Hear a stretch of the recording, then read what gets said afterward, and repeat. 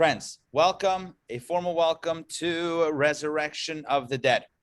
So this is a course all about, you guessed it, the resurrection of the dead. I want to begin with a quick story.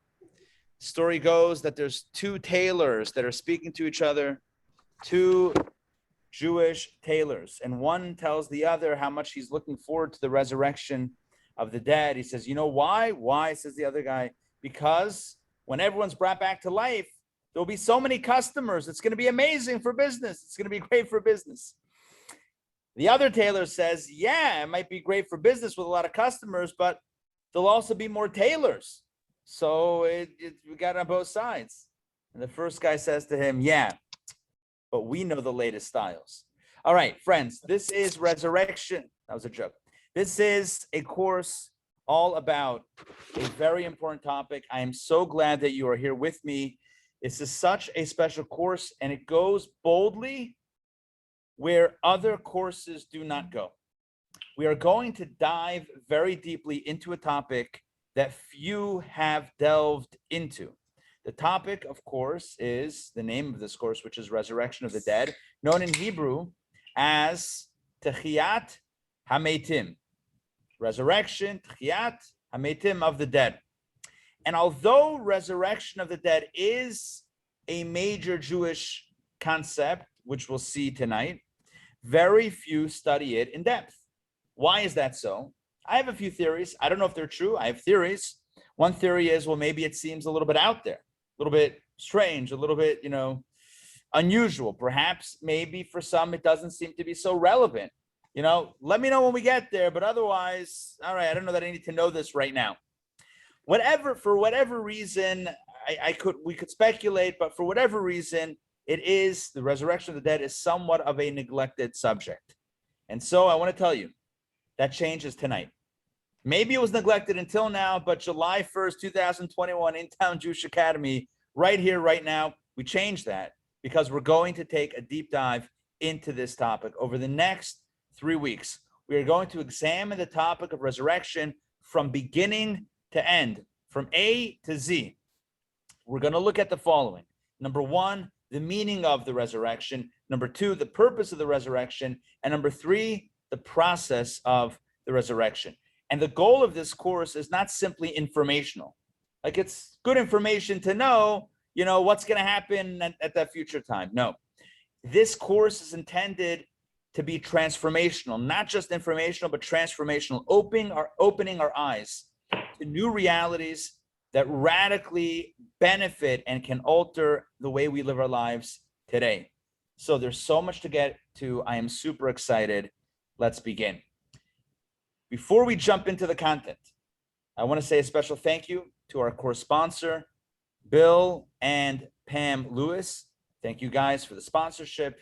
And may Hashem bless you in the merit of all that we are studying here tonight. So here's the first thing that we need to establish when we think about the resurrection of the dead.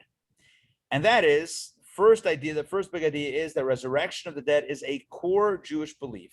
It's a normative Jewish belief. What I mean by normative is it's not some sort of fringe belief or maybe an archaic belief or maybe, some Jews believe. No, it's a core fundamental Jewish belief. In fact, it's more than a fundamental belief. It's a foundational belief. The way I would distinguish is that a foundational belief means something that is at the foundation of the edifice. You remove the foundation and the edifice can't stand without the foundation. So the resurrection of the dead is not just a Jewish idea. It's a core foundational Jewish idea.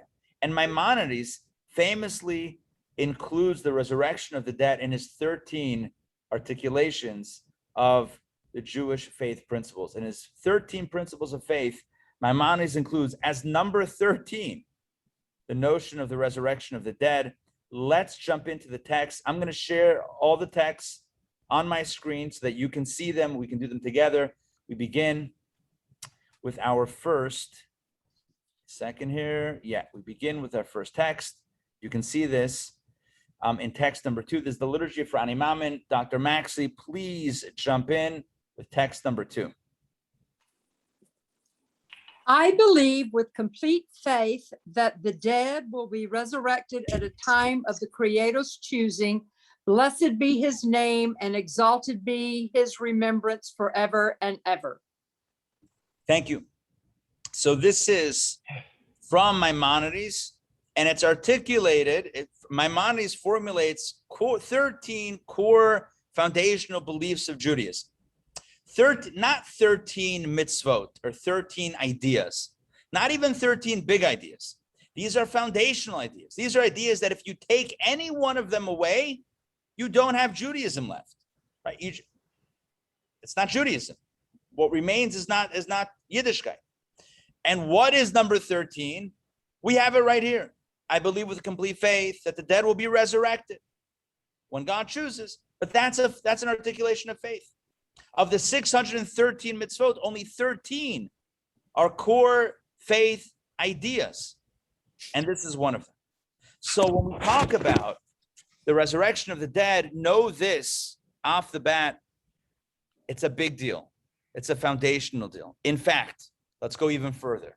The Mishnah says, the great Mishnah says that one who does not believe in the resurrection of the dead denies the entire body of Torah and Judaism and has no share in the world to come. All right, the point is not fire and brimstone. The point is just to bring out how important this belief articulation is. I'm going to bring up another text. Okay, this is something that I put together from various sources from the Mishnah and Talmud. Let's take a look at this Mishnah. Don, if you don't mind reading this, the Mishnah begins, I'm highlighting it right there in the English side. The Mishnah begins there and just goes right down the column. Maybe I'll make it a drop smaller so that it can fit a little bit better on the page. All right, Donna Bogatin, jump in, please.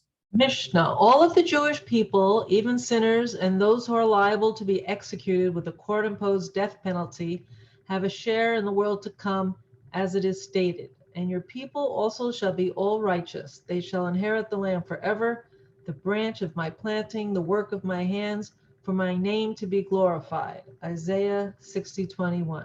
And these are the exceptions, the people who have no share in the world to come, even when they fulfilled many mitzvot. One who says there is no resurrection of the dead derived from the Torah, and one who says the Torah did not originate from heaven, and an epikoros who treats Torah scholars and the Torah that they teach with contempt. So the Mishnah says, Kol Yisrael, famous Mishnah, Kol Yisrael yesh lahem chelek la'olam haba. Every single Jew has a place in the world to come. Okay, and then, every rule has an exception. What are the exceptions? 3 exceptions. Number 1 who says there's no resurrection of the dead, one who says the Torah is not from heaven, and one who treats Torah scholars and the Torah they teach with contempt.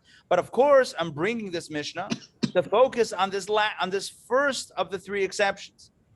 Who is someone that has no share in the world to come? Someone who says there's no resurrection of the dead, which means that the notion that the dead will be revived is not just a Jewish idea. It's a really important Jewish idea. It's such an important Jewish idea that without it, there's no Yiddishkeit. Without it, no share in the world to come. By the way, the Talmud discusses this. What's the connection? Talmud says, look, if you don't believe in it, why should you have it? Right? Yeah. If you don't believe in the world to come, then why should you get it? Right? Everyone has a share in the world to come, except for someone who says, I don't believe in it. You don't believe in it? So what happened? Anyway, it's a self-fulfilling prophecy, the Talmud says.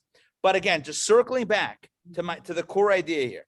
First thing we want to establish in this course called Resurrection of the Dead is that it's a big theme. It's a very big idea in Judaism. It's a big deal to the Mishnah. It's a big deal to Maimonides. It's a big deal to 3,000 years of Jewish belief, which begs the question, why? That's my question. Why? Why is it such a big deal? Why is it such a foundational belief? Either it will happen or it won't happen. If it happens, great. Whatever. Why is it foundational and fundamental to Judaism? So you tell me, Maimonides' other principles of faith, you tell me that Judaism is built upon this idea of belief in God. Sure, that's foundational. You tell me that Judaism is built upon belief in Torah. Absolutely. You tell me that Judaism is built upon belief that God communicates through prophets, and therefore what we have from Moses is legit. Absolutely, or else the whole Torah is bye-bye, right? So those are foundational ideas. But why is belief that at some point in the Messianic era, those who have passed away will come back to life? Why is that a foundation of Judaism? It's a nice belief. It's a beautiful belief. It's a reassuring belief. It's a comforting belief. It's marvelous. But why is it a foundational belief? Couldn't we have Judaism without it? Remember, foundational beliefs means that you don't have the building without the foundation. You don't have Judaism without the resurrection of the dead. Why does it rise to that level? How and why is it one of those 13 core foundational beliefs of Judaism? That is our opening question. So to understand, by the way, at any point, if you have a question or a comment or whatever, unmute. I'll ask some questions as we go along. But really, jump in if you have any questions or comments or points that need clarification. All right. I just wanted to say something that maybe the reason why there's not that much to say about it in your original opening introduction, Ari, is maybe because we don't have any expert who came back to tell us what Right. it's like. There you go. Right. It's one of those things yeah, right. Good point. Yeah. But it does seem to be a little bit left behind, which is why we're doing a big focus now, 3 weeks. By the way, I should mention, this is parenthetical. One of the reasons why I decided to teach this course now, not only is it on the heels of the course on the Messianic era that we just taught, this can happen. We just taught a 6-week JLI course, which this fits really nicely as a follow-up to that and, focusing on resurrection of the dead. But moreover, we're in a time now in which we mourn the destruction of the temples. And we hope for the rebuilding of the third temple and the Messianic era and the resurrection of the dead. So this is perfectly aligned with this time of year and kind of the mood, the Jewish mood that's in the air. All right. So we have a question. Why is the resurrection a foundational belief? Like what's the big deal? So to understand the centrality of the resurrection of the dead, I'm going to take you on a journey, on a magnificent journey, a journey comprised of 3 acts. So tonight's class will take place in 3 acts. Act 1, origins. In Act 1, we're going to trace the origins of the Jewish belief in the resurrection. And Act 2 is called destiny. In Act 2, we're going to examine 2 vastly different understandings of the role of the resurrection and the ultimate destiny of life. I'm going to venture to say that what we're going to teach tonight, many of you have never heard and didn't even know that it was a possibility, some things that I'm going to say tonight. I'm going to share with you 2 completely different perspectives on the resurrection of the dead, the role of the resurrection, and the ultimate destiny of life. And that's Act 2. And in Act 3, which is called purpose, we're going to make sense of the importance of the resurrection as we started the class with. Why is it so important? So buckle up. The journey starts now. Now, if you're curious about the origins of the Jewish belief in the resurrection, in other words, you're wondering, all right, you're telling me that Jews believe that the dead will once again live. Where does that come from? We saw Maimonides, we saw Mishnah, but where is that in Torah? If you're wondering that, yeah, you're not alone.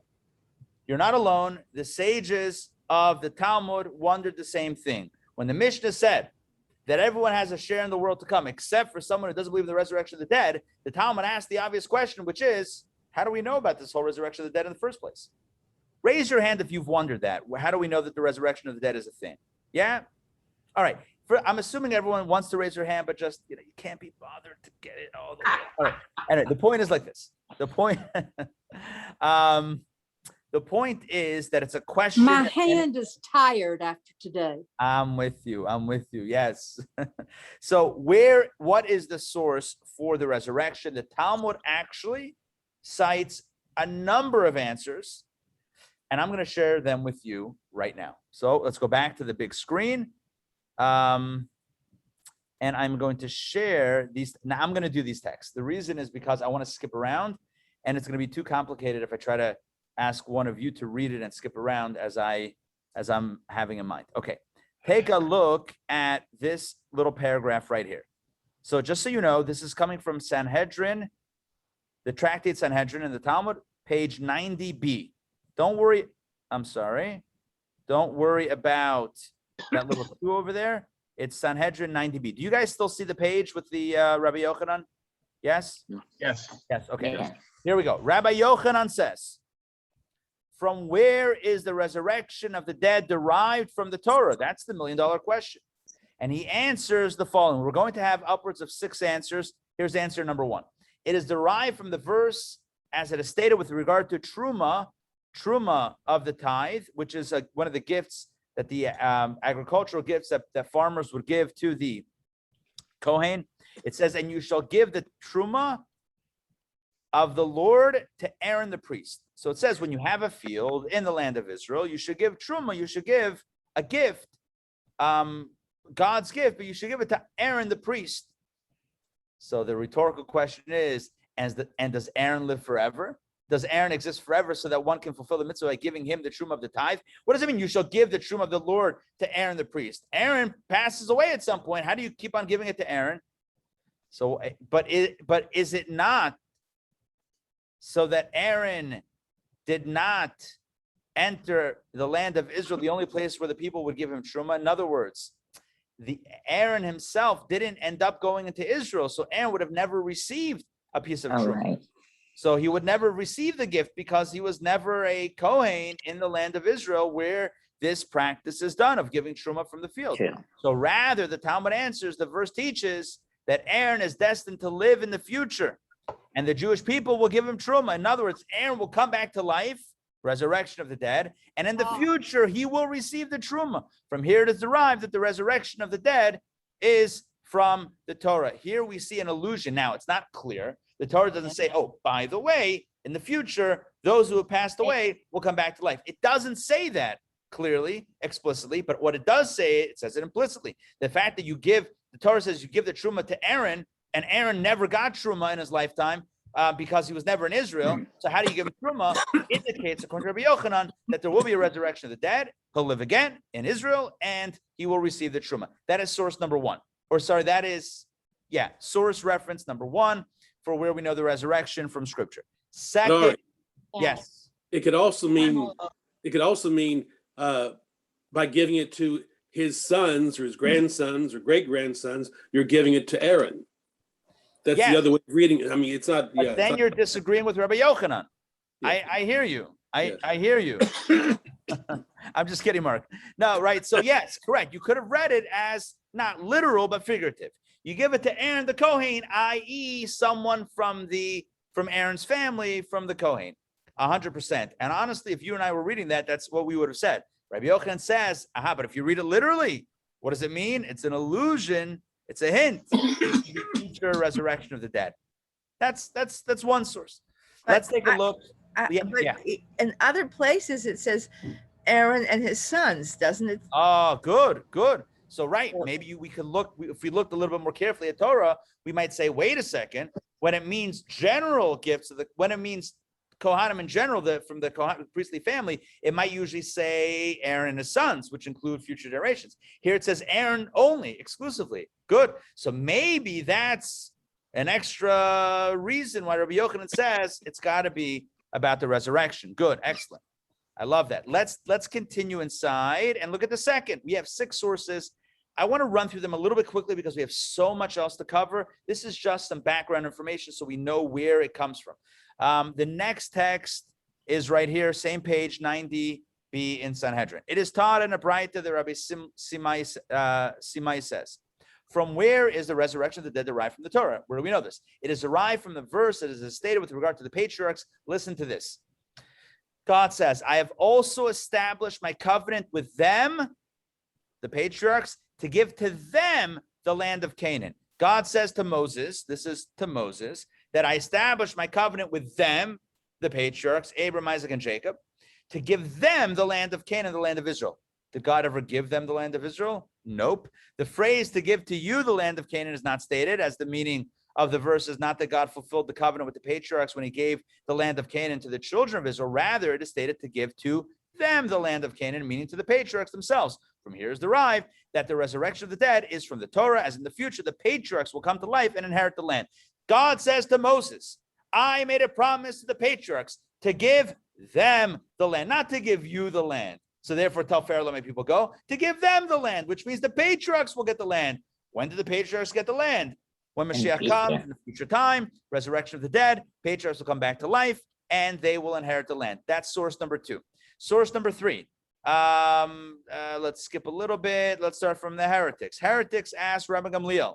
Heretics means people that didn't believe. So they're like, Rabbi Gamliel, from where is it derived that the Holy One, blessed be you, revives the dead? They weren't asking innocently. They were asking to challenge. They're saying, this is made up. This is fake news. This Jewish, so-called Jewish belief in the resurrection of the dead. Show me the proof. Show me the source.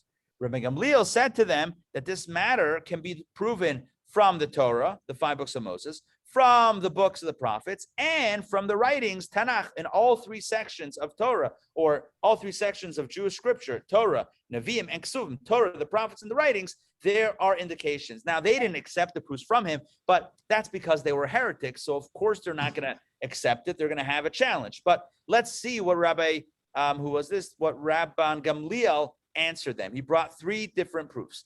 Here's from Torah, from the 5 books. The proof from the Torah is as it is written. And the Lord said to Moses, behold, listen to this. God says to Moses at the end of the Torah, you shall lie with your fathers and arise. You shall lie with your fathers. That means pass away, return to the earth, and arise. That is an allusion to the resurrection of the dead. The second source of Rabbi Gamliel from the prophets. Here's the verse. It says, your dead shall live. My corpse shall arise. I mean, that's pretty clear. Your dead shall live. My corpse shall arise. Awake and sing, you that dwell in the dust. For your dew is the dew of vegetation, and the land shall cast out the dead. The land shall cast out the dead. Hello. This is from Isaiah. The land shall cast out the dead. That sounds to me like no one's going to be sticking around under the ground anymore at that future time. And this is referring to the Messianic era. Now, the heretics responded, but do we really need to learn the heretics' response? I don't think so. Finally, Rabbi Gamliel says a third proof from the books from the writings, from Ksuvim, is as it is written. Here's a verse from Song of Songs, written by King Solomon. And your palate is like the best wine that glides down smoothly for my beloved, moving gently the lips of those that sleep.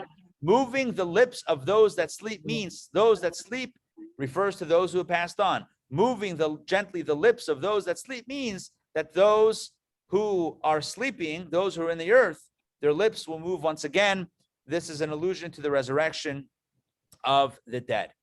Let's keep on going and do one more proof that Rabbi Gamliel. This is a 4th verse that Rabbi Gamliel cited. He said like this. The verse says that your days may be multiplied and the days of your children upon the land that the Lord took an oath to give your forefathers, to give them.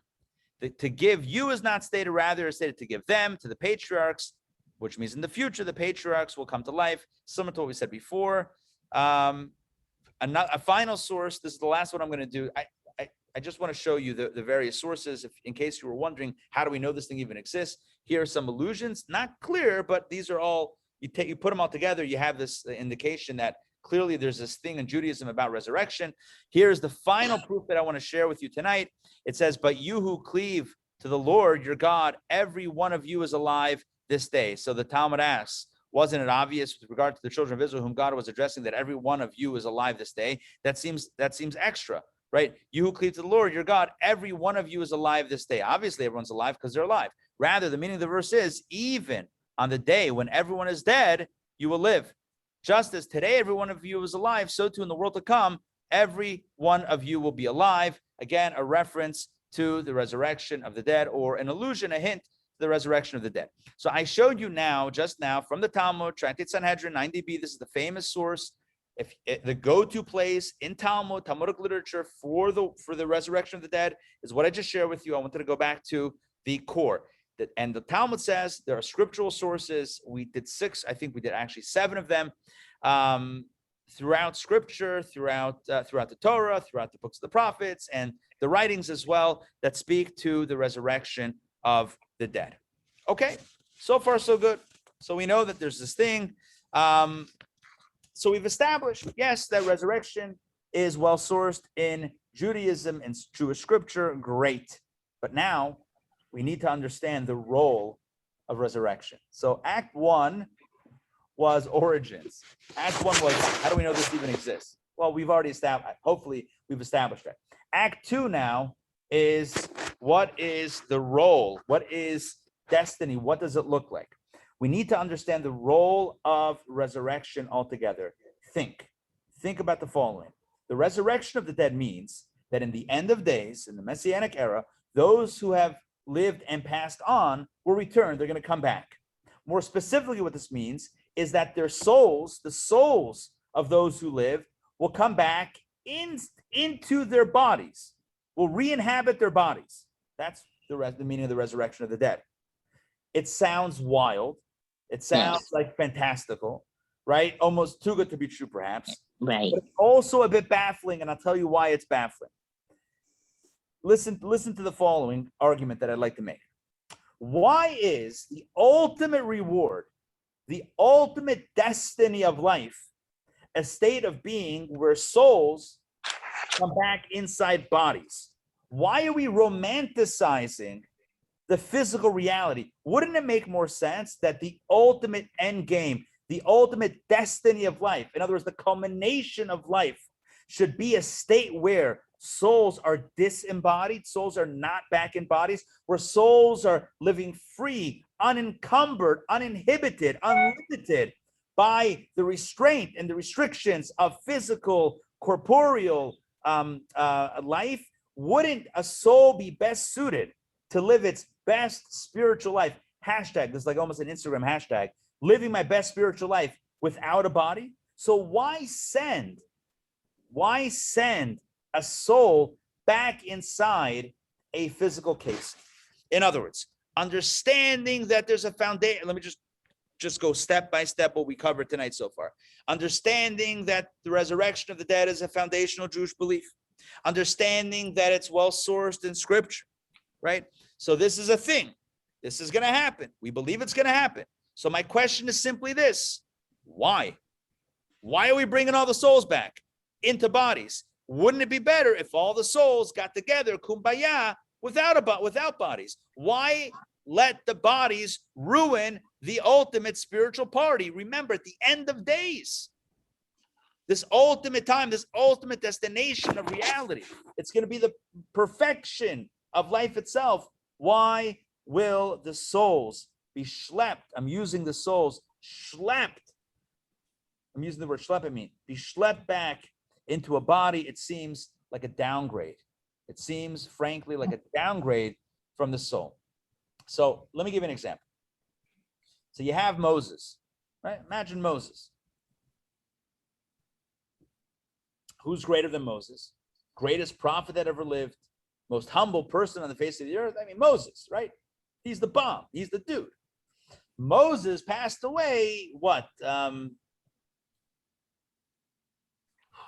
30, what? Torah's 33, minus 40 years, so 32, 80, whatever. He passed away almost 3,300 years ago. And his soul, you can imagine where his soul is, the greatest heights. So what's going to happen? Mashiach's going to come, right? So the world reaches its pinnacle, its apex, the culmination of reality. And then what happens? Moses come back down into a body. He has to worry about eating and drinking now again. That he needs that on his head, right? He needs a head, even. What? Why not have the ultimate state, a state of souls? All right, I see some chats came in. Let's see. Mark says there will be more bodies than souls. Mark, explain your contention that there will be more bodies than souls. I thought the number of souls was defined by the number of Jews who left Egypt, of 600,000. Good question. Excellent. Mark is saying, Mark is a Kabbalist. Mark is saying, based on Kabbalah, it says that, you didn't know you were. No, but Mark's right. It says in Kabbalah, there's 600,000 root souls. Correct. But the root souls splinter off into sub-souls, right? And soul sparks, and that constitutes all the souls. So all of the sparks will come back. Not only root souls will come back, all of the individual spark souls will come back. But good question. Parts of the souls will be in bodies. Oh, there you go. All right. At least that way everyone again. Oh, David says, I have a good idea. David's like, I know why they're coming back. because you can't do a mitzvah without a body. So yeah, of course the souls are going to come back to do a mitzvah. David, good answer. I like that. All right, hold that thought and see if it matches where we're going tonight. You'll see we got quite the journey still to go with some incredible ideas. But Rabbi, Dr. Maxey, jump in. The resurrection of the body. This occurs in the world to come. So I presume that is after Mashiach, or when Mashiach comes, or when is that? Now you're getting to a good question that we might have assumed has an easy answer. This is part of the new information. I call it new information. Part of what I believe will be new information for most of us here, that is going to be very relevant. So I don't want to answer on one foot because the answer is complicated. I'm going to bring two. Well, because the answer to David and Mark's question is contingent on the answer to that question. So Mashiach's here. We don't need to do mitzvot because the world is perfected. So it could just be souls hanging out. I like that. Good. I like the way you're thinking. Good. All right. I think everything is hinging on some stuff that we're still yet to show, which is fine. But stay tuned. Ray, jump in. I know you had a question. I think that Joy covered it. Thank you. Okay. All right. Awesome. Good. Any other questions or comments thus far? Okay. I feel like I didn't welcome everybody here. So Morris, welcome. Fran and Dror, welcome. Did I get everybody? All right. Listen, look, these classes, even on Zoom, for sure in person, when we're back in person, but even on Zoom, it's like Cheers. Remember that old show, Cheers? Yes. The bar where One everybody knows your name. There you go. Yeah, it's like it's a happening place. Okay, back to our story. So you know what, Joy, I want to go on your question because that's kind of where we're gonna take this. So Joy asked, 1 second, when does this whole resurrection happen? Let's place it in some sort of timeline. So like what? This happens before Mashiach comes, after Mashiach, like Mashiach means the Messianic, right? The Messiah, the Messianic era. At what stage? Like, when are we talking about? Not which year, but like, where do we put this? How does this all fit in? Hold that question for a second. And I want to go back to the question that I just asked before we kind of opened it up for a quick discussion. My question was, why is the ultimate reward? Why is the ultimate destination of reality when we schlepped the souls back in the bodies? They were doing fine without all the drama of a physical body to lug around. It's like ball and chain. It's like, hello, I got to drag this thing around everywhere I go. Why is it coming back? I have to tell you that this is such a good question. It's not my question. I mean, I'm asking it tonight, but it doesn't originate with me. This is such a good question that it prompted none other than Maimonides, you heard me correct, Rambam, Maimonides, to reach a completely radical conclusion, a conclusion that I believe most of us have never heard before. Maimonides concludes, based on the question that I asked a few moments ago, that the resurrection of the dead is not the ultimate destiny.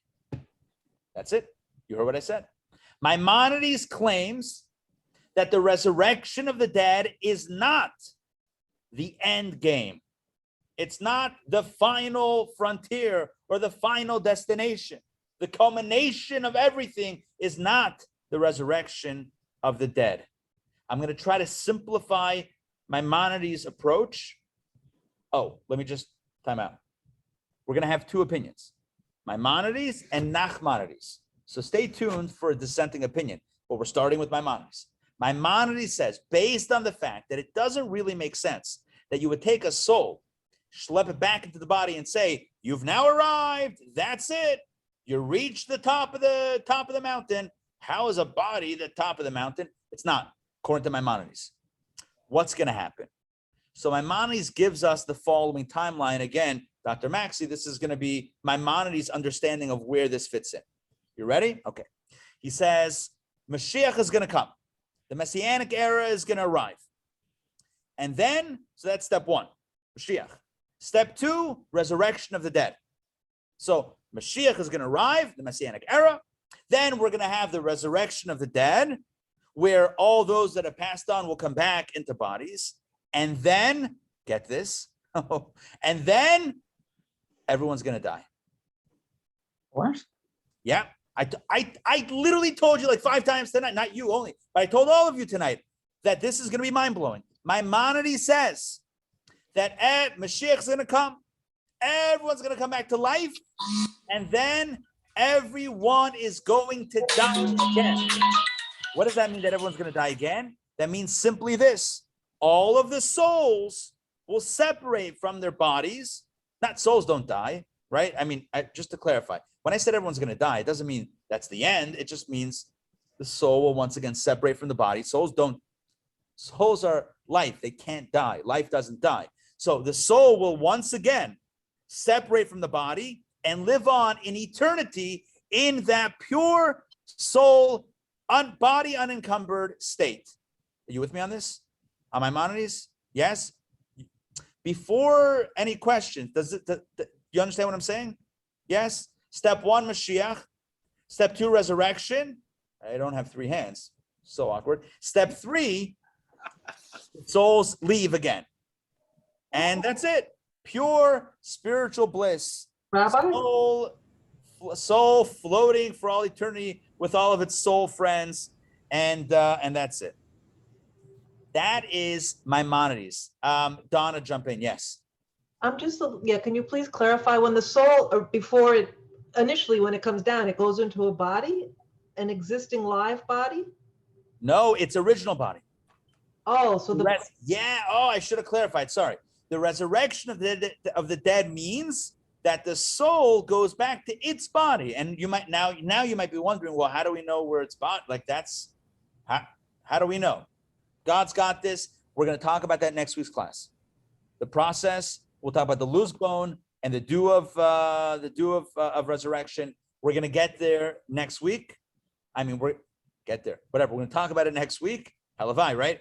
We'll talk about it next week. But yes, according to Rambam, here's the 3 steps. Step 1, Mashiach arrives. Step 2, the souls come back into their bodies. Step 3, they leave again, and this time for good. And what is the ultimate destiny of life? Souls. Now, listen to the language. I want to teach you the language. It's really important to know the language. I'm going to type it into the chat. Maimonides says that this ultimate destination is called Olam Haba. All right? I just typed it in the chat. You can take a look at how I wrote that in English. Olam Haba. Olam Haba means the world to come. He calls this state of soul sans body, just soul. At the end of everything, souls, that's it. He calls that Olam Haba, the world to come. So listen to what I'm about to share with you. In essence, according to Maimonides, Olam Haba, the world to come, is the same state of reality as we call Gan Eden. Gan Eden is paradise. Okay, let me explain.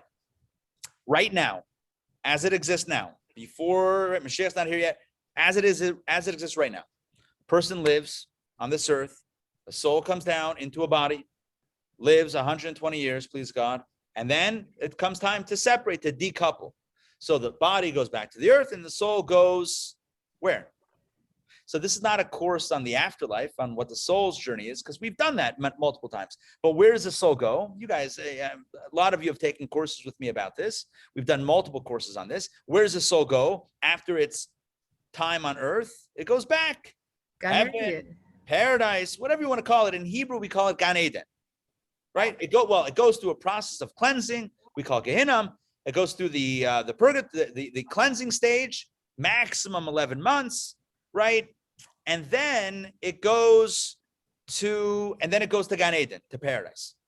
And that's where the soul doesn't have a body and it just basks in the rays of godliness and its relationship with God and its closeness and its pure pleasure. According to Maimonides, the ultimate state of reality is the same thing. Souls without bodies, which means which means that according to Maimonides, Gan Eden, the Garden of Eden paradise, and Olam Haba, the world to come, are essentially the same thing. Yes, they're both the soul without a body. Now, you might be saying, where do we see this? How do we know this? Who told you that Maimonides says this? I'm not telling you anything that you can't find in the sources, but you don't have to take my word for it, says LeVar Burton. Let's go read it inside ourselves. That was a Reading Rainbow reference. Yes? Any Reading Rainbow fans? Maybe, maybe not. Okay, here we go. Let's share this text right here. Wrong text. Thank God for tabs. Here we go. Skipping. Here we go. Maimonides. Text number 5. All right, let's ask. Who are we going to ask? Mark Galt, please read text number 5. This is, let me just show you where this is from. Maimonides, Mishnah Torah, Laws of Tshuva, 8.2 and 9.2. Let me make it a little bit bigger. I'm sorry, this text is a little bit fuzzy here, so I'm going to try to tweak this for next week, but take a look at this. Mark, please read. In the world to come, there is no body or physical form, only the souls of the righteous alone, without a body, like the ministering angels. The ultimate of all reward and the final good that will have no end or decrease is the life of the world to come. Is that kind of what I told you guys? Yeah. He says the world to come, which by the way in Hebrew is Olam Haba. That's literally Olam Haba, the world to come, but Olam Haba is world to come. He says, what is the state of the world to come? What does it look like? There's no body, there's no physical form, just the souls without a body. And that is the ultimate reward, the ultimate and final good that will happen. That's the end game. According to Rambam, Maimonides, end game, souls, no body. You know what life looks like? Much different than what it looks like now. According to Maimonides, the end game of, long-term, the end of it all is souls, like what we call Gan Eden now, like where Moses and Abraham and Rabbi Akiva, where they're all hanging out. That's where everyone's going to be. No bodies. Ultimately, no bodies. Take a look at the next text. All right. The next text is going to explain, it's going to elaborate on this, about why this is a good thing or why this is a pleasurable thing. We say, well, hold on one second. The souls are going to just be without a body. That doesn't sound like fun. That sounds, I don't know, boring or untethered. What does that feel like? What does that look like? Take a look at text number 6. This is going to be where Maimonides explains the pure pleasure that exists on a spiritual level, a pleasure that you and I cannot even know. Stanley Herman, if you don't mind, please read text number 6 right here. I shall now begin to treat the subject that I originally intended.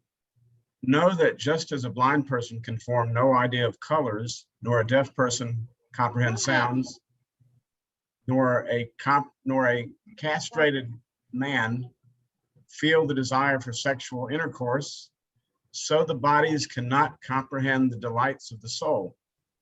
Just as fish do not know fire because they exist ever in its opposite, water, so are the delights of the world of spirit unknown to this world of flesh. Indeed, we have no pleasure in any way except what is bodily and what the senses can comprehend of eating, drinking, and sexual intercourse. Whatever is outside these is non-existent to us. We do not discern it, neither do we grasp it at first thought, but only after deep contemplation. It cannot be described, neither can anything be found to compare with it. It is, as the prophet exclaimed when admiring its great glories, how great is your goodness that you have laid away for those who fear you, that you have worked for those who take refuge in you. Thank you. This is coming from Maimonides. Let me show you the source. This is Maimonides in his Pirush HaMishnayot, in his commentary on the Mishnah, Sanhedrin, chapter 10, essentially the introduction to the Mishnah that we learned together before about those who don't believe in the resurrection of the dead don't have a share in the world to come. Remember, we read that before. This is Maimonides' commentary on that, and he explains that what is the ultimate end game, as we said before, he believes it's souls without bodies. And he says, well, why is that fun? He says, because we cannot even fathom how pleasurable that is. A person that's missing a certain sense cannot even imagine what pleasure there is in that sense. And the same thing is true with us. We who live in the world of bodies cannot imagine, cannot comprehend a pleasure that exists, pure spiritual pleasure we cannot even fathom. So we have a very limited perspective of pleasure. We have a very small window of pleasure. There's spiritual, infinite spiritual pleasure that's out there that the soul without a body can experience. And he says that's exactly why the end game, souls without bodies. Because when a soul comes back into a body, it's once again stuck in a limited perspective, in a limited framework, in a limited experience. And God wants to give the best reward, the ultimate reward, pure soul, pure delight, pure spirituality, pure connection with God. This is the Maimonidean take. Now you might have to follow. Yeah, Stanley, go. I think there was a suggestion that there is a glimmering possible through contemplation. Did he say that we really don't understand it fully, but we can, through some effort, get some kind of a hint at it? Where did I see that? The last paragraph you read says it cannot be described, neither can anything be found to compare with it. No, above that, he Oh, we says, do not discern either to grasp it at first thought, but only after deep contemplation. What I understand him to mean is that you don't have firsthand knowledge of it. You can only know that there's something beyond what you know when you think about it. Does that make sense? It's almost like typically we don't know what we don't know. But what he's saying is, if you really think about it, you can start realizing that there's so much that you don't know, but that doesn't constitute knowledge. That still doesn't mean that you know what it is. You just know that there's something beyond what you can know. Does that make sense? It's understanding the concept. It's exactly. It's Yedias Hametzias and Anusagas Amos. It's understanding that there is something called pure, unfiltered, unlimited spiritual pleasure without actually experiencing it. is it? Yeah, because we're stuck in the box. But he's saying that's why the end game is pure spirit, pure soul, no body, because that's the ultimate experience. Does that make sense? Is it suggested somewhere that it's kind of an intellectual pleasure? Because that's our essence. You know, Maimonides is a philosopher, so he was always about, the mind is the closest thing that we have in our experience to pure spirituality. That the more we go into the mind, the more we're touching on that, if not getting there, but touching on it. So yeah, it would seem that he's touching on that idea. Now, And Maimonides wrote this about when? What year?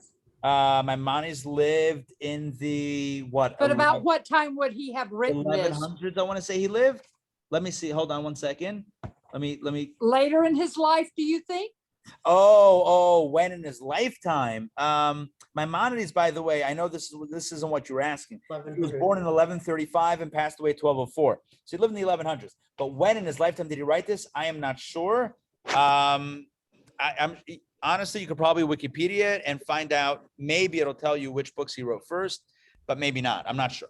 Now, getting back to, I believe actually he wrote Pirush HaMishnayos. I believe he wrote his commentary on the Mishnah, one of his earlier works. I believe that this is one of his earlier works that he wrote this, but don't quote me on that. I can't say that for sure. But here's what I want to ask, and this is an obvious question, and it might have. You might have thought it, maybe you didn't think it, but when I ask it, it's going to hit you like a ton of bricks. You know what? Let me see if you guys can come up with a question. Based on Maimonides' understanding, let me ask you a question to prompt you to ask the question. Based on Maimonides' understanding of the ultimate destination, which piece of the timeline doesn't make any sense and seems to serve no purpose? Which piece of the timeline seems to serve no purpose? It looks like Donna texted that question. Oh, Actually, yeah, hold on. Who? Well, let me see. I kind of did, yeah. I said, This one. Good.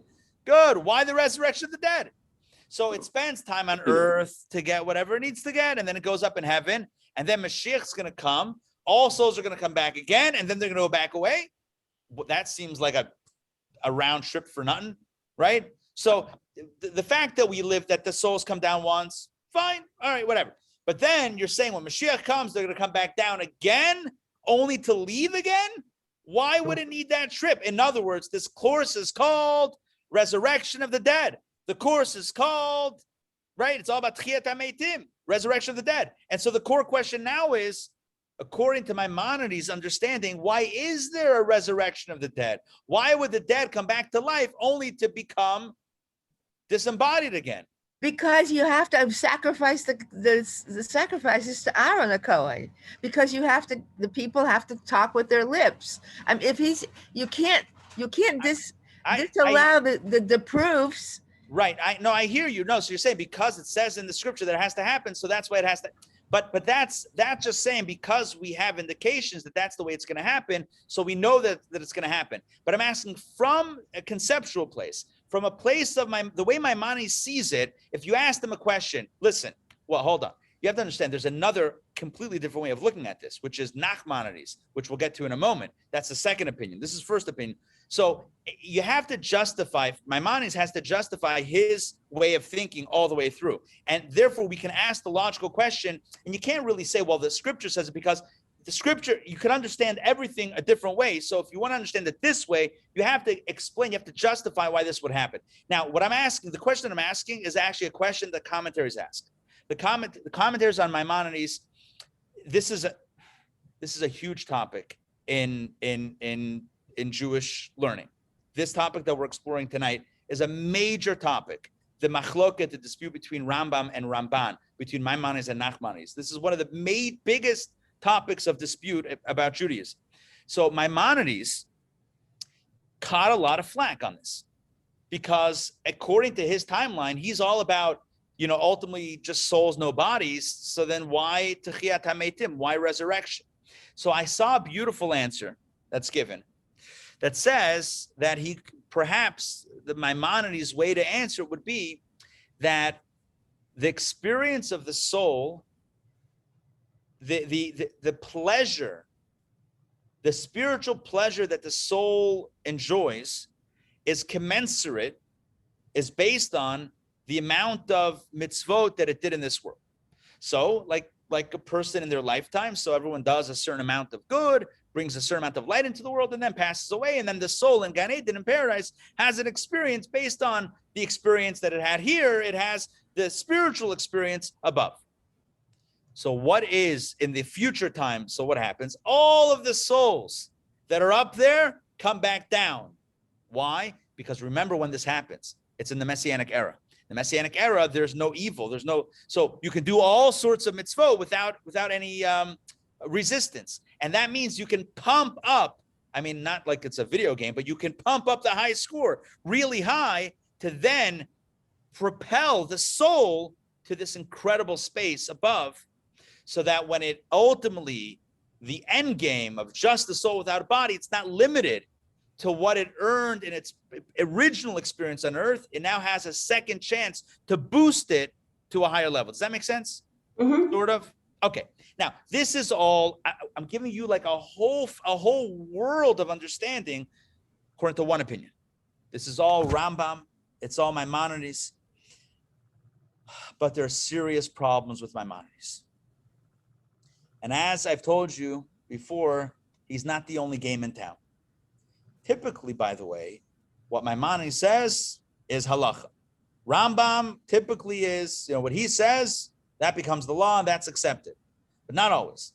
This is one of these examples. This is one of those instances where he's not the accepted opinion. Yeah. The accepted opinion is not anything that we just said, according to Maimonides. There is another opinion, and the distinction of the consensus is in accordance with the second opinion of Nachmanides, Ramban, and at the end. Let me just give you a quick tutorial on their names. One, they lived roughly in the same era. One is Rabbi Moshe ben Maimonides. He was the son of Maimon. Rabbi Moshe ben Maimonides, known as Rambam with an M at the end. And the other's name was Rabbi Moshe ben Nachman, not Maimon, but Nachman, Ramban, Nachmanides, the son of Nachman. So their names were both Moshe. They were both great scholars in the Middle Ages. They were both, just top world-class scholars of all of Jewish time. Rabbi Moshe ben Maimon, Rabbi Moshe ben Nachman. And in this case, Rabbi Moshe ben Nachmanides, vehemently disagrees with everything I just said about Rambam's opinion, Maimonides' opinion. Everything from A to Z, he disagrees. Ultimately, what really drove his opposition, it just cannot be what Maimonides says, is based on the question that I asked a moment ago, which I answered, but that was just a question that he couldn't get past. Why would God bring back all of the souls of all the people that ever lived? We're talking about Adam and Eve and Abraham and Sarah and Isaac and Rebecca. Yeah, everyone, to come back in their bodies, the greatest miracle ever, only to get rid of the bodies again. That just didn't make sense. Yeah, I know I answered it because before some people say so that the soul gets boosted, so that this was like, it didn't make sense to Ramban, to Nachmanides. Why would God bring back the dead to life only to grant them death once more? That makes no sense. It was a deal breaker for Nachmanides, and so he takes a completely different approach. You ready to relearn this entire topic? Let's go. According to Ramban, according to Nachmanides, here's the way it works. When a person lives, nowadays, right? Person lives, they live 120 years, and then they pass away. So the body returns to the earth, and the soul, Gan Eden, goes to paradise. Gan Eden, paradise. Only soul, no body. Body's in earth, body's in the ground, soul's in paradise. And the soul there enjoys the reward of its good deeds on earth. Then Mashiach will come, the Messianic era will be at hand, and at some point in that era, there will be Techiyat HaMeitim, the resurrection of the dead. The souls of everyone who lived will come back into their original bodies. And that's it. And that's the ultimate destination. According to Nachmanides, that constitutes the ultimate stage of reality. What we call in Hebrew, and I wrote it in the chat before, Olam Haba, the world to come, i.e., the ultimate finale of all. What does it look like? What is Olam Haba? The Olam HaTechiyah. The world of resurrection is the world to come. According to Ramban, according to Nachmanides, when the souls come back into bodies, that's it. And so it will be for eternity. That there will be souls in bodies on earth, hanging around, fabrenging, that's Yiddish for gathering together in good spirit, and that's the way it's gonna be. In other words, according to Nachmanides, Olam Haba and Gan Eden are not the same thing. Gan Eden, the Garden of Eden, is a state of souls without bodies. And Olam Haba, the world to come, the ultimate destination, is souls back in bodies. According to Maimonides, it's the same thing. Souls without bodies, right? According to Nachmanides, it's souls back in bodies. Don't take my word for it. Once again, let's go to the sources and let me show you what it looks like inside. Here we have text number, let's skip a few texts over here. Let's do, oh man, I actually didn't want to skip these texts. Okay, I'm going to do these very quickly, although it's talking about Rambam's position, Maimonides' position. I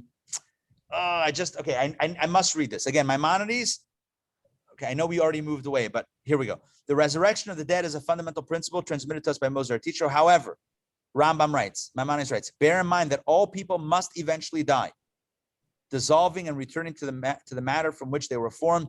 And according to the Tzemach Tzedek, what this means is, in other words, the resurrection of the dead will only be temporary. Thereafter, we will all return to Gan Eden, right? Spiritual paradise, which is the ultimate and true good, otherwise known as the world to come. According to Maimonides, it's the same thing, spiritual reality. According to Ramban, Nachmanides, They are different stages. I'm going to read this text. Okay, here we go. It is abundantly clear. This is now the second opinion. It is abundantly clear that the term world to come used throughout rabbinical literature is not the spiritual world of souls and the reward that they earn immediately after death. In other words, the world to come, Olam Haba, is not Gan Eden. It's not a spiritually disembodied reality. No, rather, the world to come is a world that God will create in the future after the Messianic era and during the resurrection of the dead. So thus, there are three stages. Stage number one is the reward for the soul in the world of souls is called, in the language of our sages, Gan Eden, and at paradise, and at times it is also called Aliyah, on high, or the heavenly yeshiva. But either way, that is, again, when a person lives 120 years and they pass away, the body goes into the earth and the soul goes on high to Gan Eden. That's one stage. Thereafter, number two, thereafter, Mashiach will come, the Messiah will come, and thus begins the phase of the world to come, Olam Haba. Number three, the climax of that will be a day of judgment and the resurrection of the dead, which is the reward bestowed upon body and soul, or really soul and body. This final stage, stage number three, is the ultimate goal and hope of every believing Jew. It is the world to come, a world where body and soul will both return. The soul will climb to great heights in spiritual perception and delight, and both will endure forever. This is Nachmanides' position, which is completely diametrically opposed to Maimonides' position. Rambam says the ultimate end game is souls, no bodies. Nachmanides says the ultimate end game is souls in bodies. Two completely different perspectives, right? You can't get any different than these two. Ari, I just wanted to add one thing. It's more of a question. The bodies that they'll come back into will be in a good state of health. Yes, correct. It does say in the sources that any physical ailments, the Talmud discusses this, any physical ailments that ailed the body prior, right, and during its lifetime, especially at the end, etc., will not be present in the rebuilt body of the resurrection era. In other words, it's going to be in its perfect state. The body will be in its perfectly physically healthy, robust state. The soul will be in its spiritual perfection, and that's the way it's going to. That's the way it's going to happen. So what we see here between Maimonides and Nachmanides is a disagreement about fundamentals, right? Number one, what is the meaning of the word or the phrase Olam Haba, the world to come? Is it a physical reality or a spiritual reality? What is the end game of life, right? What is the end game? Is it a physical reality or a spiritual reality? Rambam says, Maimonides says, spiritual reality. Nachmanides says, physical reality. So according to Maimonides, it's souls sans bodies. Nachmanides says souls in bodies. So which one will it be? Yes. Two different opinions. And the answer is that the majority, basically everybody, the consensus of the sages, and maybe even more importantly, the consensus of the Kabbalists, Kabbalah, the census of Kabbalah, the Kabbalists is that the ultimate end game and the meaning of Olam Haba is souls in bodies. I agree with that. I saw somebody wrote in the chat that, Alex wrote, it feels like Maimonides is the mystic.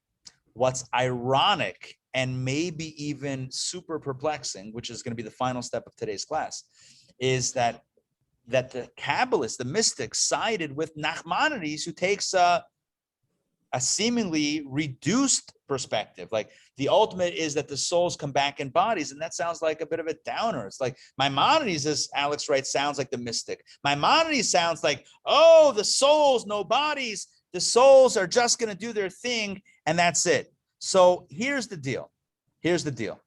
We need to understand why is it. We need to understand why is it. Why is it that? But I think it's a greater wonder that the bodies and the souls will be together. Yes. To me, that's more of mysticism. That's the ultimate mysticism, because the bodies our bodies right now are limiting our souls. When the souls come back after Mashiach comes, it's the bodies will be ultimately elevated to their highest potential. I'm with you. I I like hear you. that. I hear you. Good. All right. So hold on. Let's present the that's- question, and then we're okay. gonna. I hear you. But let's first develop the idea. So we have a spiritual perspective, which is Maimonides. We have a more physical perspective, which is Nachmanides, and we have the consensus, and we have the Kabbalah, which says it's Nachmanides, that Olam Haba is not Gan Eden. The resurrection is not a temporary stage. Souls will not leave again.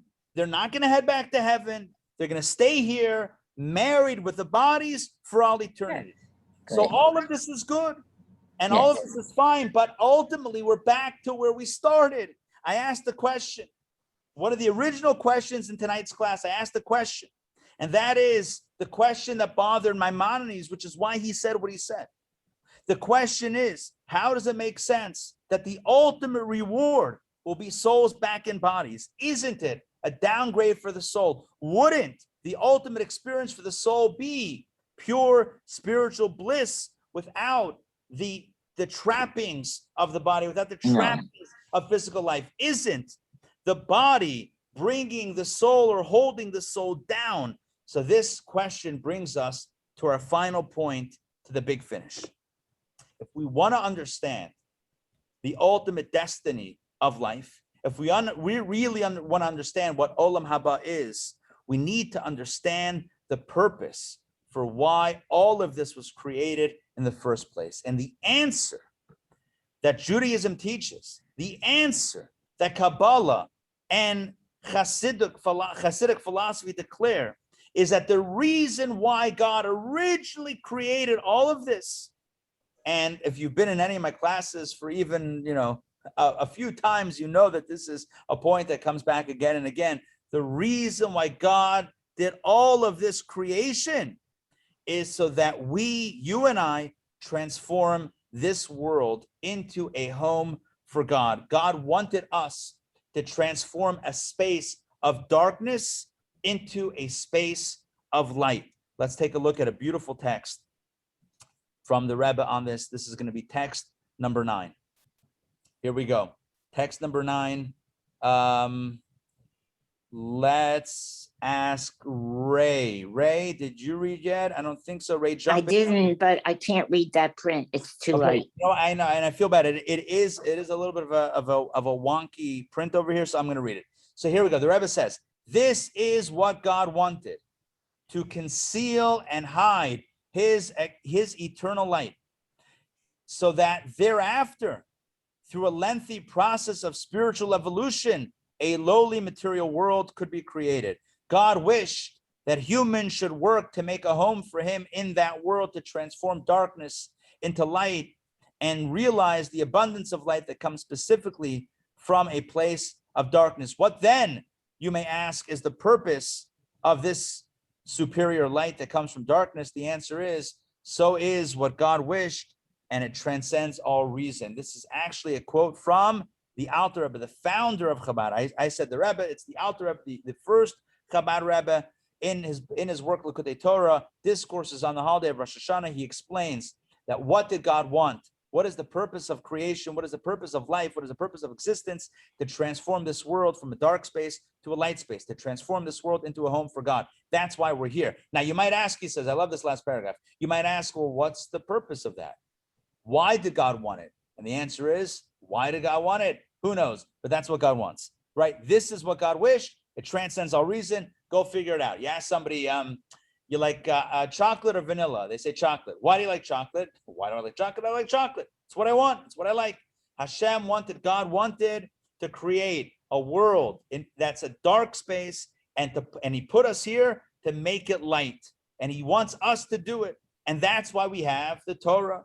And that's why we have the mitzvot. Every mitzvah that we do, every single individual mitzvah that we do does essentially this job. It takes a fragment of this dark world and it makes it transparent to its source. It makes it translucent. It makes it shine. It moves it from a space of darkness to a space of light, from a space of hostility to source to hospitality to source. It makes this thing part of God's home. It makes it congruent with what God wants. That's what every mitzvah does. With every mitzvah that we do, we declare the world is God's. This is God's home. Let's take a look at text 10a, the next text over here. All right, here, this comes from the Rabbi. The reason for creation in general and humans in particular is because God wanted a home specifically in this lowly world. Low, not in terms of space, as there is no high or low before God, rather low in stature. The idea is that this lowly material world be subsumed in the godly reality. This transformation is the purpose. This transformation is the purpose of the Torah and mitzvot. This then is the reason why Torah and mitzvot were given specifically to human beings in a physical world, who with their physical bodies deal with physical matter, so as to transform what appears to be apart from God to an absolute vehicle of godliness. This quote, this text 10a right here, this is it. This is it. If you want to know, why are we here? Why did God, why, people have been asking for all time, what's the purpose of life? Why are we here? This is it. God wanted a lowly world, not low physically, geographically low, but low in stature. And God wants us with our souls, in our bodies, using the physical matter of the universe to transform what appears to be low and separate from God into an absolute vehicle for godliness. Every mitzvah that we do brings a little more light into our world. It's a cumulative effort that spans thousands of years.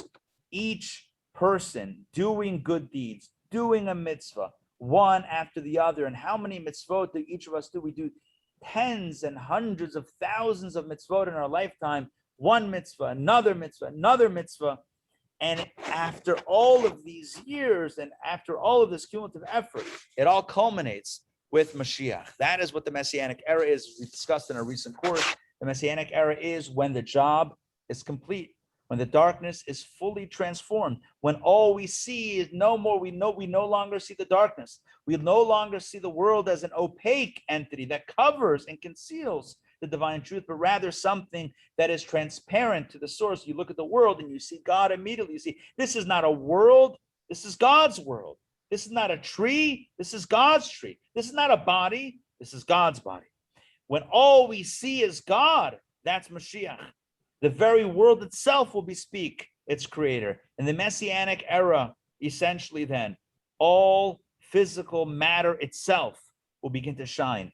And so, on the deepest of levels, it's quite fitting that the souls of the deceased, as Nachmanides says, will one day come back into physical bodies. When? In the Messianic era, right? For two reasons. Number one, firstly, because the soul, which did so much in transforming the world, the soul will need to reunite or should reunite with its partner in perfection, right? How did the soul create? Every soul played a role in bringing about Mashiach, right? Those that live now, those that live before, every human being, every soul that did a good deed played a role. So everyone's going to come back.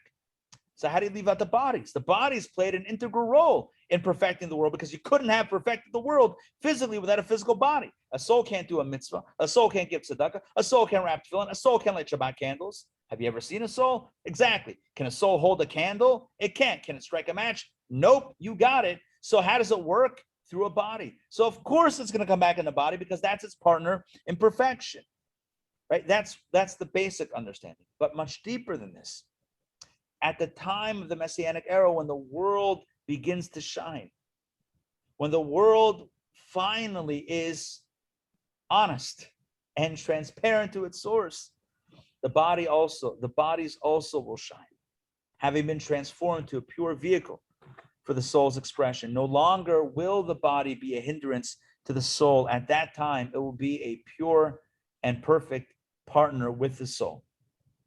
Our question was, why would the soul come back into a lowly body? The simple answer is because the body won't be lowly anymore. Because Mashiach is when the world is transformed, when the darkness shines as day, when physical matter is no longer physical matter that obstructs its godly core, but that bespeaks its godly core. The physical will become pure and shining of its own. In the words of the Rebbe in text 10b, which I'm about to share with you, take a look at this. The entirety of creation is advancing up the ladder of perfection and gradually becoming more refined.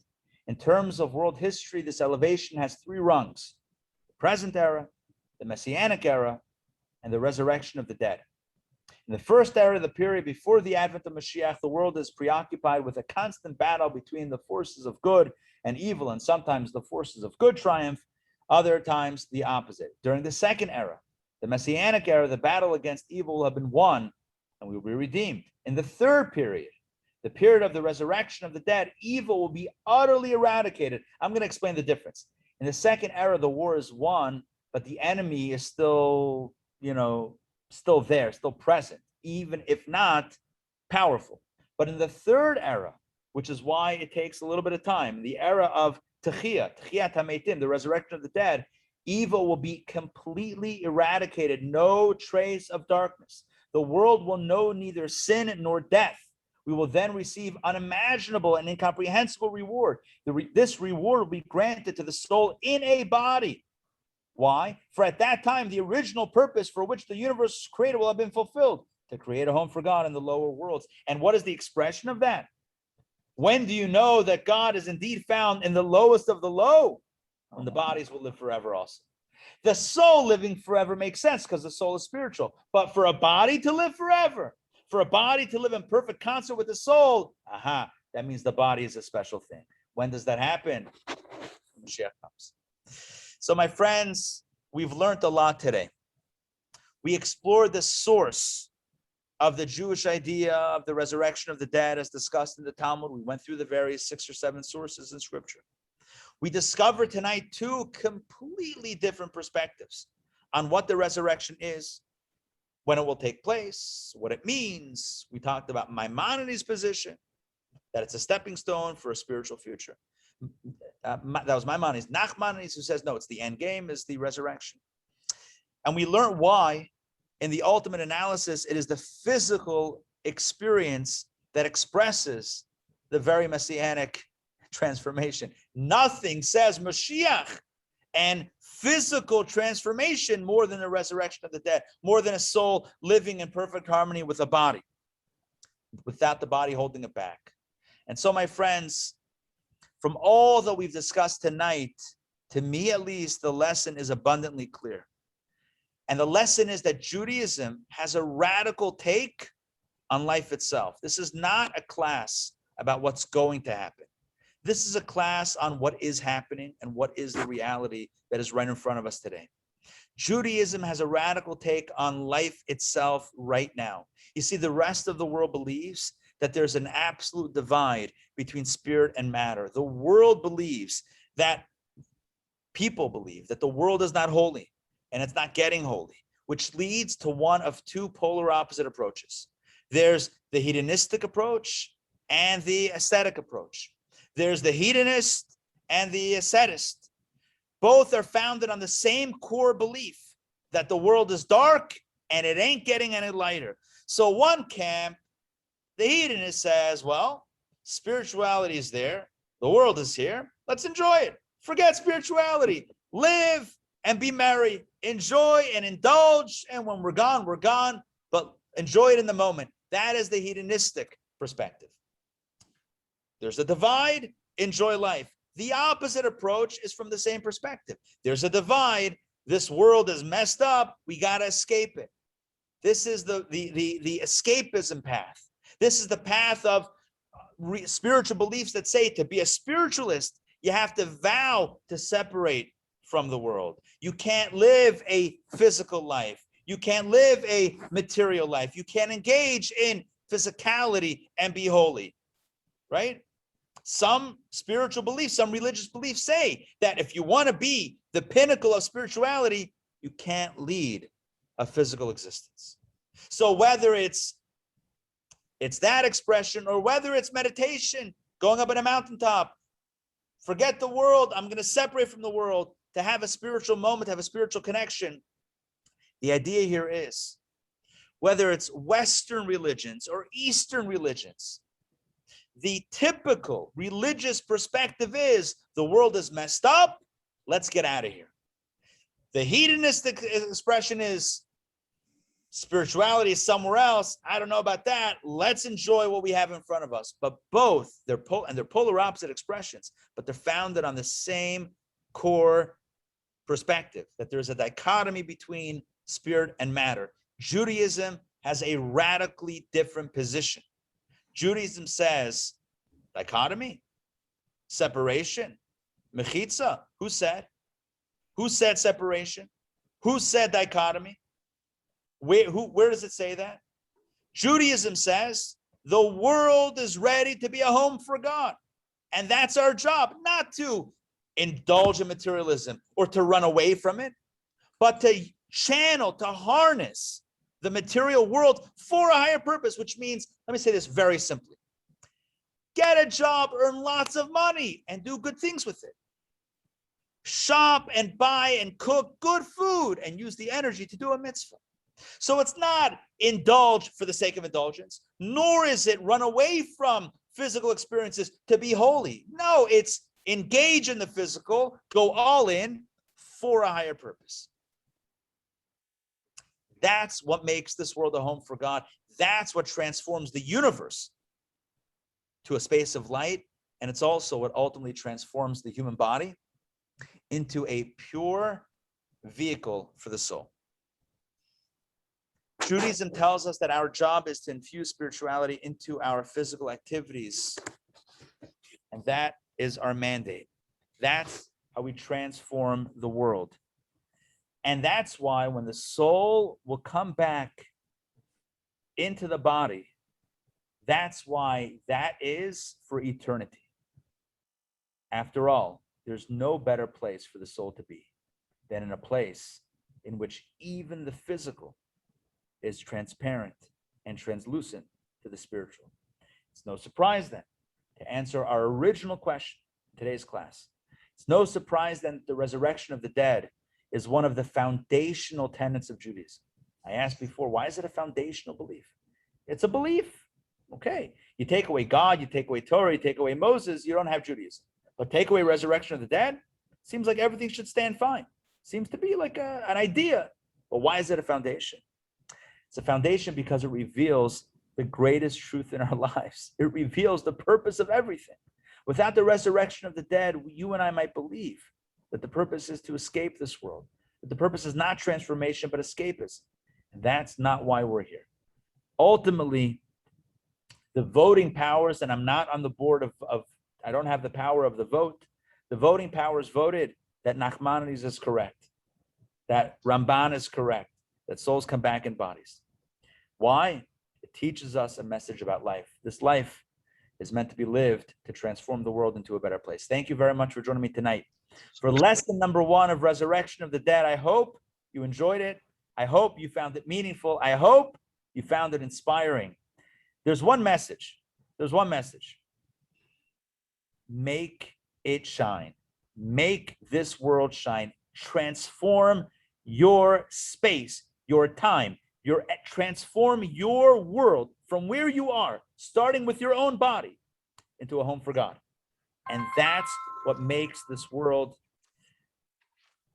the beautiful garden that it is and it will be manifest as. My friends, next week, the class is entitled Discovering Your Deepest Self. You see, today we explored some powerful themes of the resurrection of the dead. Next week, we'll look at the nature of belief in resurrection. We'll look at its anticipation, and we'll also look at a very surprising Talmudic teaching that says that all of this, the Messianic era, the resurrection of the dead, is going to happen as a surprise. Well, if we're meant to anticipate the arrival of Mashiach, if we're meant to believe in it, well, then how can it surprise us? Are we anticipating, or is it going to be a surprise? Do we know that there's a thing happening or not? We'll explore this topic at length in our next session. Along the way, we're going to learn about some very key resurrection components, the luz bone and the dew of resurrection. You don't want to miss this. I can't wait to see you at the next one.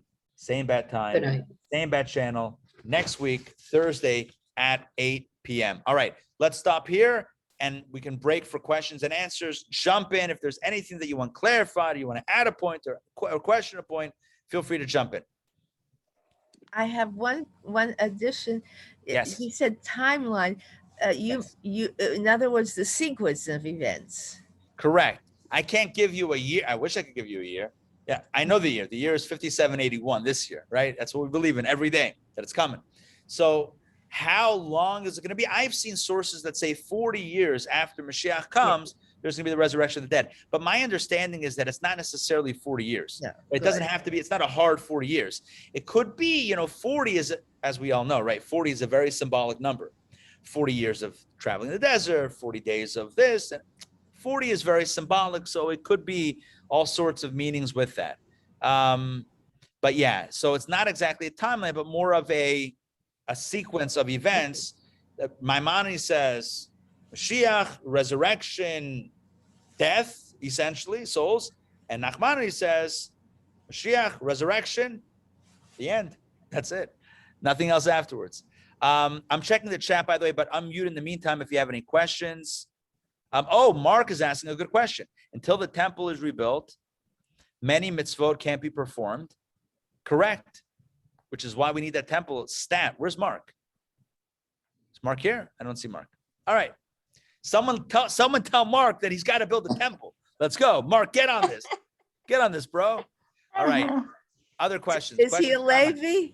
Mark, yeah, Mark is our Levi. I know. We need him to sing. Mark's got a great voice also. I mean, he can belt it out. But yeah, but he can help. He can help. It reminds me, great story. Hold on, Donna, one second. I just got reminded of a story. I want to say it quickly.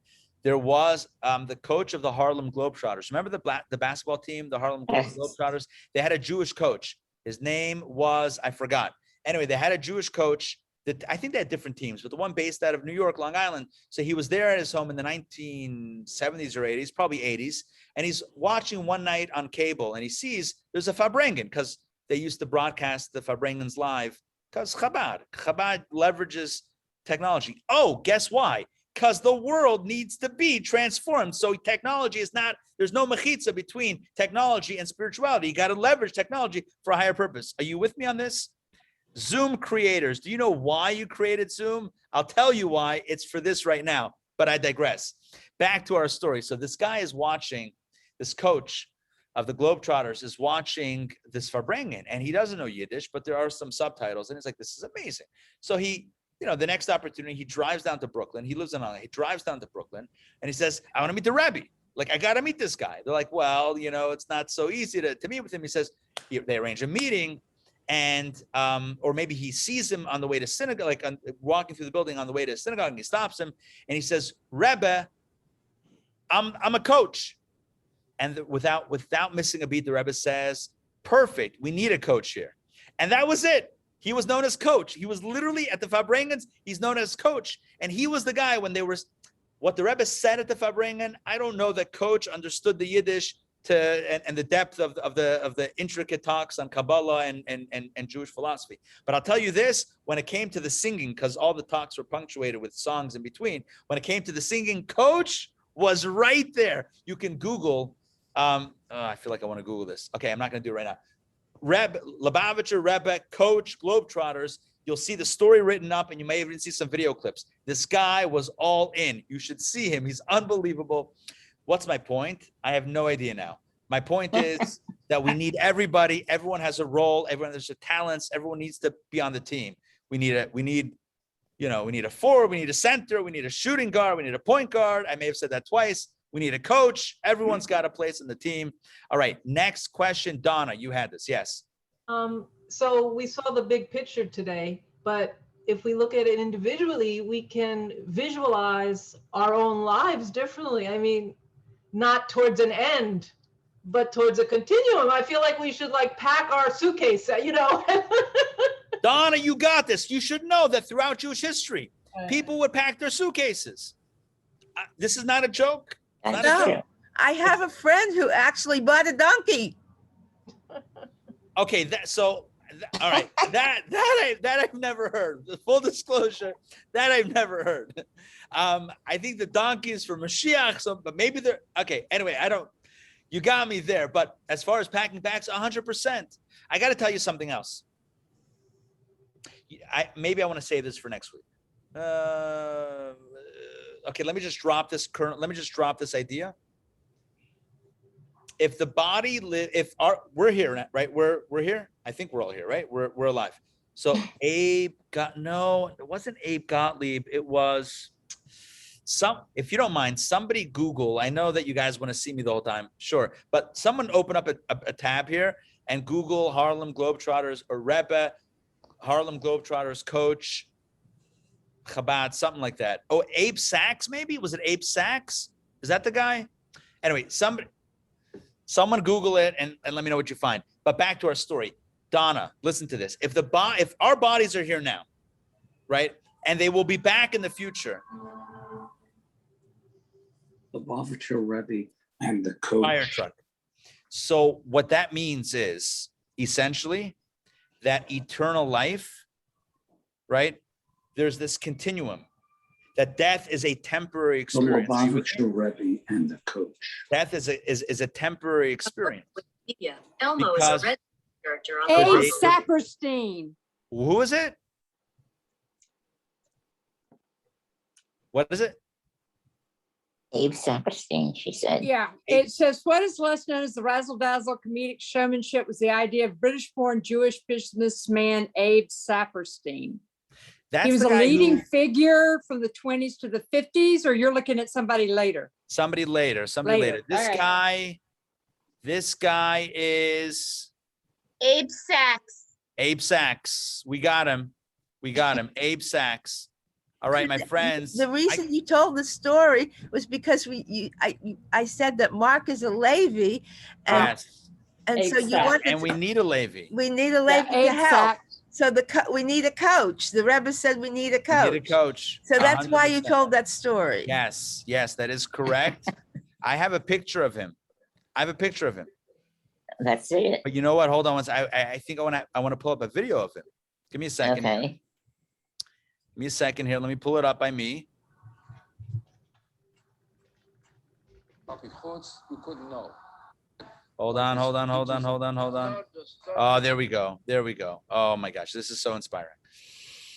Okay, here we go. I'm gonna do this and go back here. I'm just walking myself through this sharing. I'm gonna share with you a 160-second video clip. Okay, Abe Sachs, coach of the Harlem Globetrotters. You want to see him in action? You want to see the coach in action? If I bring in, if you've never seen If I Bring In, this is a great first clip to jump in on. Okay, optimize. I'm just walking myself through this process of sharing, and let's see if this works. Let's pull this up. Can you guys see the video still? Yes. All right, here we go.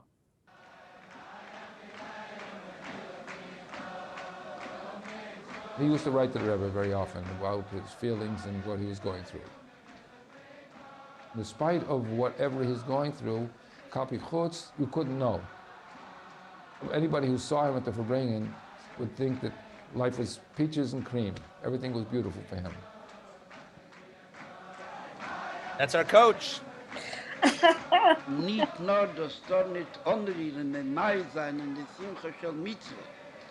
Wie Teile leche de Simcha von Kol Masecho bechol Drachecho, Lor Adra bis darf sein Kiese Noel min Achish.